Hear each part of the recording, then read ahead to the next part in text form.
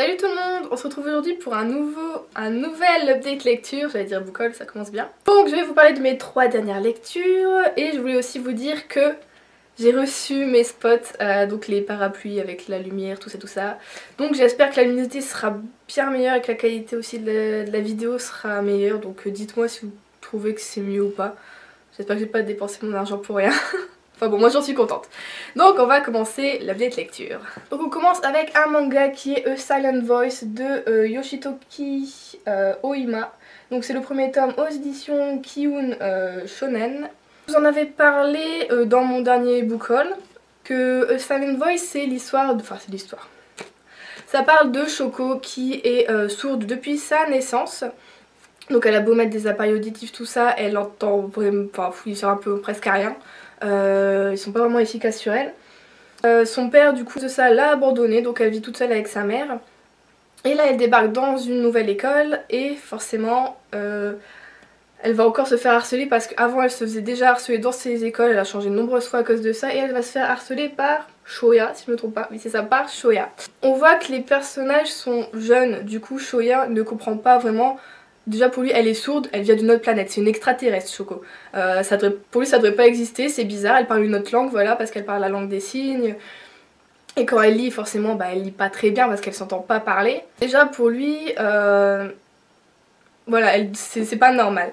Donc il essaye un peu de la tester pour voir est-ce qu'elle est vraiment sourde, donc il lui crie totalement dans l'oreille, enfin plein de choses comme ça, donc oui elle se fait vraiment harceler par lui. C'est vraiment un manga qui fait réfléchir parce qu'on a quand même le retour de bâton dedans, hein, voilà. On voit aussi que bizarrement les adultes ont beau le réprimander, enfin il y en a pas beaucoup, on voit qu'ils y mettent pas vraiment du leur, hein. C'est genre tu devrais pas faire ça, c'est pas bien.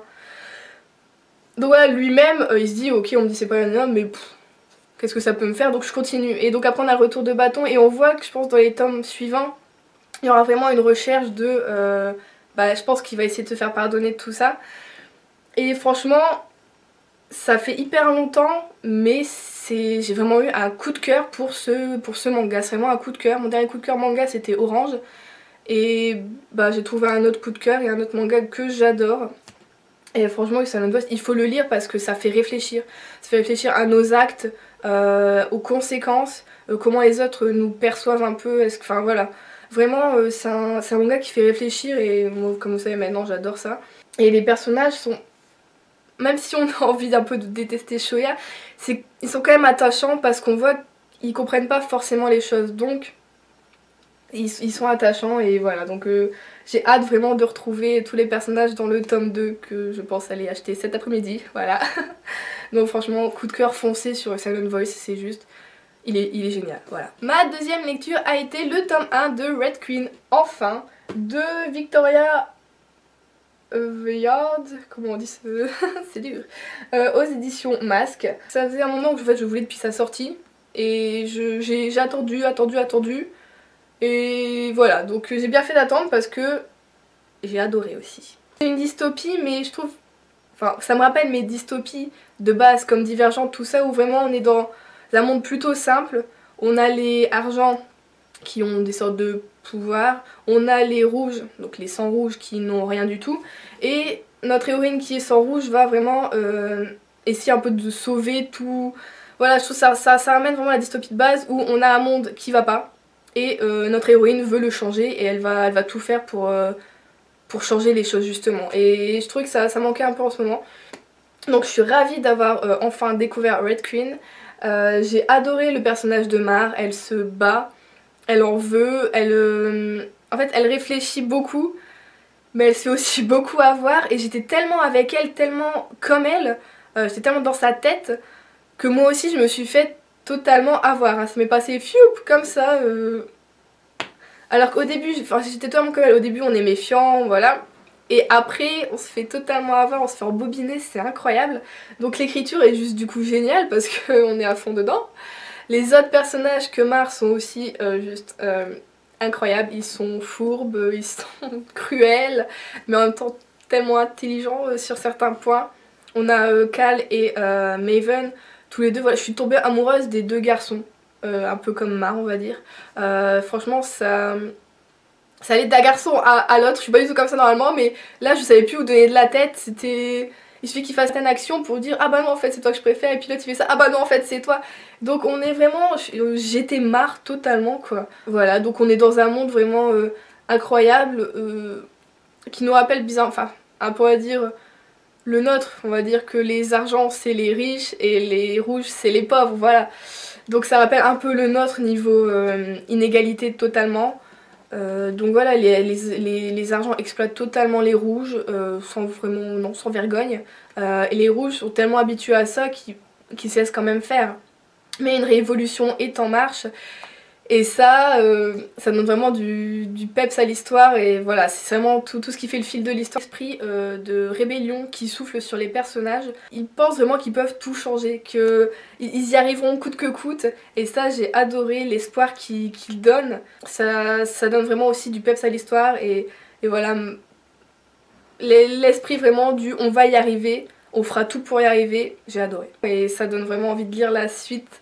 Enfin voilà, ça n'a pas été un coup de cœur, mais j'ai vraiment adoré, j'ai adoré quoi.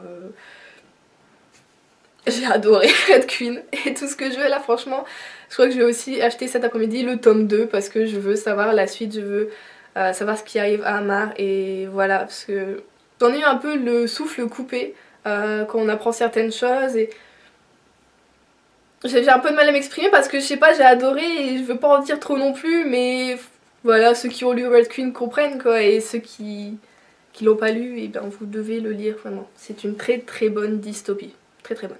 Et quand je l'ai lu, je me suis dit totalement ce livre pourrait vraiment être adapté au cinéma, et du coup j'ai fait mes petites recherches et j'ai vu qu'apparemment il va être adapté au cinéma dans les années à venir, et je trouve que c'est une très très bonne chose, et parce que voilà, ça pourrait faire vraiment un film juste génial. J'ai vu que c'était l'actrice qui joue dans Hunger Games, qui joue Effie, je ne sais plus son nom malheureusement, qui va produire justement normalement le livre, enfin le film pardon, qui va produire le film. Donc j'ai grand espoir parce que je l'aime beaucoup comme actrice, donc je me dis peut-être qu'elle pourra vraiment donner un très très bon film. Et donc j'ai hâte de le découvrir. Ensuite on passe à une lecture beaucoup plus tranquille, un petit roman doudou on va dire, qui est donc, comme vous pouvez peut-être le savoir, le tome 2 de Hôtel des souvenirs comme par magie de Nora Roberts aux éditions J'ai lu. Vous savez que j'avais adoré le tome 1, que j'avais lu en début de mois. Et bah la même chose pour ce deuxième tome, j'ai juste adoré retrouver les personnages, évoluer encore dans la petite ville de Boonesboro. On a l'impression vraiment d'être dans un téléfilm M6, vous voyez, le petit village, tout le monde se connaît, tout le monde s'entraide. Enfin j'adorais vivre dans un truc comme ça où t'as un problème, tu vas voir ton voisin et il va t'aider quoi. Moi là je vais voir mon voisin et je sais même pas s'il me dit bonjour, voilà. Donc c'est vraiment un univers tout doux, douillet. En plus là ça se passe au moment de Noël, au moment des fêtes, il y a de la neige, enfin voilà. Ça faisait un moment que je voulais lire un petit peu un roman qui se passait en hiver, j'en trouvais pas, je l'ai trouvé. Donc cette fois-ci on est avec Owen et Avery, qui sont des personnages qu'on a pu découvrir dans le tome 1. Bon après les couples, comme je vous avais dit, les couples on sait déjà qui va aller avec qui, donc le tome 3 je sais qui va aller avec qui, c'est normal. Et on sait comment ça va se finir, mais là franchement notre Avery elle nous donne vraiment du fil à retordre, hein. Elle a du peps la meuf, elle se laisse pas faire, et j'ai adoré. C'est vraiment un de mes personnages préférés. Owen aussi il est un peu on va dire méticuleux, hein. Il faut que tout soit noté sur des listes nanana, et elle va un peu justement chambouler ça en lui, donc c'est deux personnages qui se complètent. C'est super beau comme histoire et ça donne envie de tomber amoureux tout simplement, j'ai envie d'être amoureuse. Donc c'est voilà, c'est encore une bonne lecture. C'est pas un coup de cœur parce que c'est pas non plus mon type de lecture de base, mais comme pour les précédents livres que je vous ai présentés, je veux lire la suite immédiatement, le tome 3, mais en même temps je me dis que ce sera le dernier et je veux pas finir, je veux pas quitter Boonesboro, je veux pas quitter mes personnages, mon petit univers. Non, je veux pas, j'aime trop. En plus la couverture est trop mignonne avec un chat. J'aime bien. Ce que j'aime en fait avec cet univers, c'est que ça doit être tout doux, tout douillet, tout ça, c'est pas niais non plus. On a des scènes, voilà, bien. Donc c'est pas niais, c'est pas, voilà, c'est pas tout rose. Il y a des bâtons dans les roues, et c'est ce que j'aime. Et c'est pour ça que j'ai peut-être un peu peur aussi de commencer une autre série de romances contemporaines. J'aurais pas que ce soit trop doux comparé à ça. Parce que là on a quand même des personnages hauts en couleur.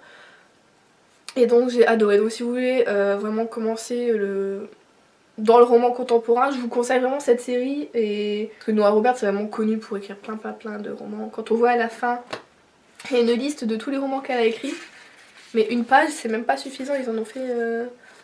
Voilà, donc j'ai déjà repéré quelques-uns que je pourrais encore lire, donc voilà, je crois que Nora Roberts ça va être une de mes auteurs préférés en romance contemporaine. Donc vous pouvez franchement foncer sur Hôtel des Souvenirs, j'adore. En plus il y a des fantômes.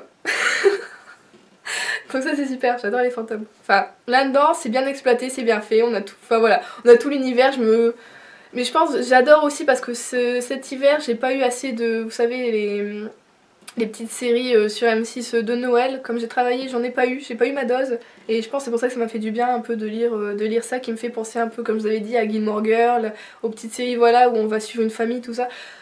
Voilà, j'adore. Et donc je vais bientôt lire le tome 3, hein. Vous aurez ma chronique bientôt, je crois.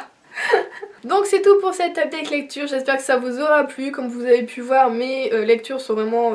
Il y a de tout, du manga, du contemporain et de la dystopie. Donc je commence à aller un peu partout, ça me fait plaisir, ça me fait du bien. Donc voilà, j'espère que ça vous aura plu et je vous dis à la prochaine pour une prochaine vidéo. Salut!